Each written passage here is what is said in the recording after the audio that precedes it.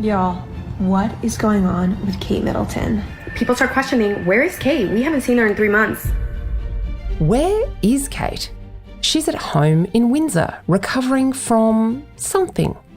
The Princess of Wales is a 42-year-old with 3 children who, in February, had planned abdominal surgery so serious it required 13 days recuperation in hospital and a further 3 months off work. Maybe it was a hysterectomy. Maybe a bowel problem. Catherine's wish to keep that detail secret suggests, to me at least, it's gynecological or gastrointestinal, something she doesn't want every mummy blogger chiming in on. But this future Queen's request for privacy is something the world has not been able to handle, and her illness has filled a void for content creators who've run out of vaccine conspiracies, Amber and Johnny deep dives, and opinions about Gaza. The House of Windsor might seem like an elaborate costume drama, but it's actually the linchpin of Britain's constitutional monarchy. That makes gossiping about them serious political analysis, doesn't it? Kate has played the game so well that I think there's almost been a sense of hubris that has now surrounded William and Kate. Richard Ferguson is the Australian's National Chief of Staff. They have been so control of the narrative.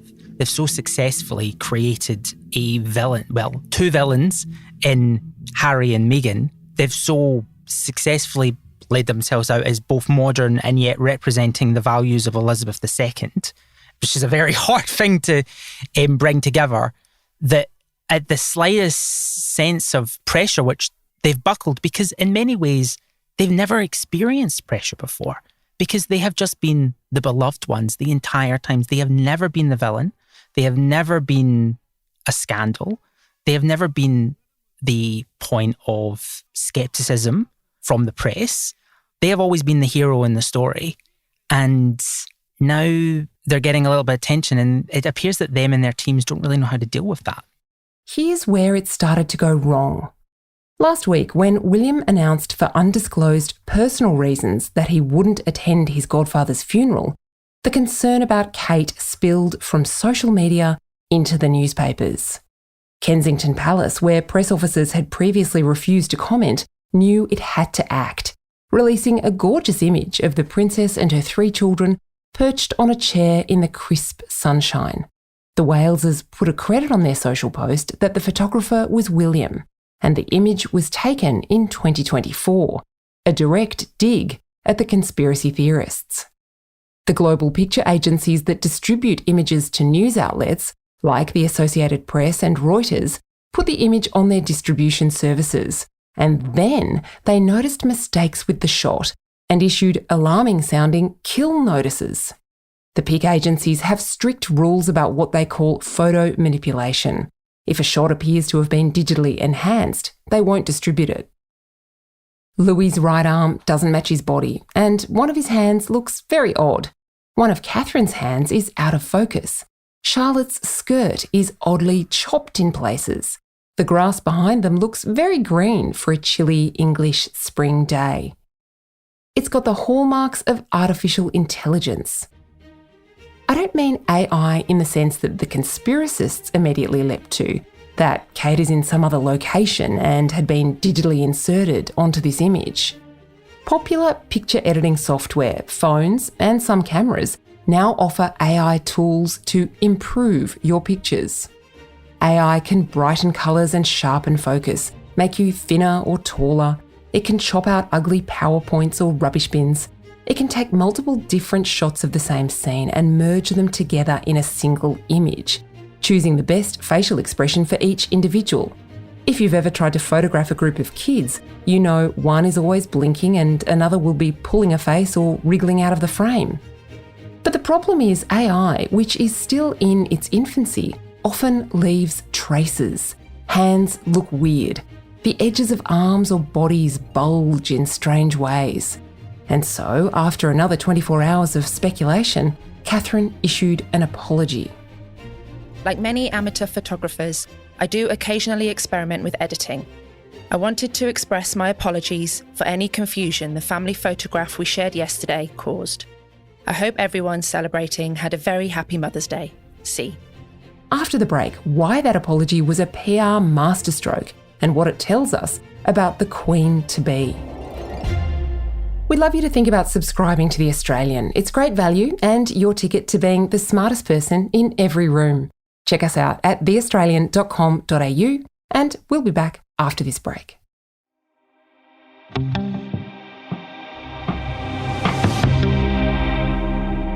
The royals' bodies have always been in the public domain, from birth to death. Of course, because the right of succession is handed down within this family. The late Queen Elizabeth II simultaneously kept the world at a distance, she never granted an interview, and ensured she was always visible. Here's Richard Ferguson. One of Elizabeth II's dressers laid this out in a book, actually, that the Queen allowed her to do, talking about the fact she used to always wear block colours, as you'd remember. Famously, it would always be all green, all white, all red. And she has said it is because people would notice her. She went out in big, bold colours. The late Queen was at everything she could be at, from the first night of the Royal Opera House season to the opening of a car park in kind of Strathclyde. But she was never, ever heard, but she was seen all the time. She was on the news all the time. She was in public all the time. Apart from one time, which we all remember, which was the death of Princess Diana, where she made the decision to stay in Balmoral with a young William and Harry who were grieving, thinking that it should be a private family matter. The world is in shock. Diana, Princess of Wales, is dead and Britain is in mourning. And it was the worst thing that ever happened in her reign. It was the only time where it looked like support for her could teeter.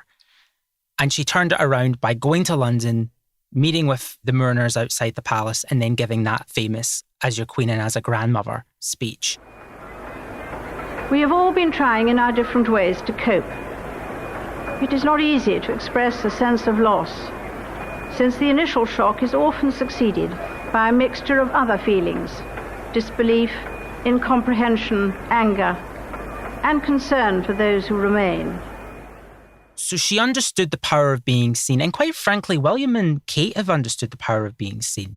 I mean, for example, Kate has to be one of the leading fashion icons of the modern era. She goes to every event, she goes to every race, she goes to every blooming cake sale by the Women's Association, and so does William. They're at every premiere, they're at every event. They're very good at being seen. So the idea of Kate Middleton not being seen at anything, I think, has created a kind of a disturbance in the ecosphere of the monarchy. And in the case of the doctored photo, which the Princess of Wales herself has said was her fault, an quite extraordinary statement, added to this idea that she's not really there. This conspiracy theory, which is in many ways probably very ridiculous, but it's taking flight because I think of very poor media management by the palace.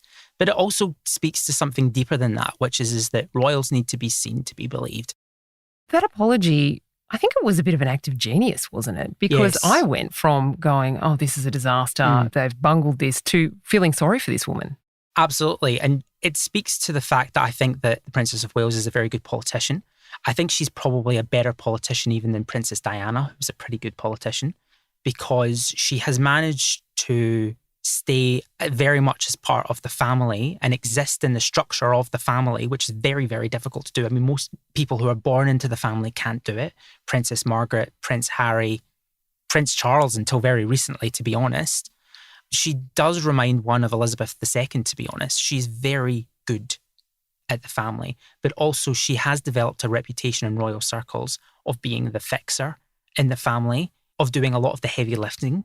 As our Europe correspondent Jacqueline Magnay has wrote quite a few times, William has developed a reputation for being a bit lazy. So I think that it doesn't help that probably the two hardest working royals, in both Kate and the King, who's obviously got cancer, have both been sidelined. I think that that's caused quite the disturbance too, because she was really the one out there. She was the one who played the game. But she's done that with this apology, in that she's made it kind of, I'm a sick mum, give me a break, when in fact the idea of the woman who's going to be the next Queen of England lying in her sick bed after major surgery playing on Facetune or Canva and when she has one of the most sophisticated media operations in the history of man is a bit of an unbelievable thought, but she's played it well.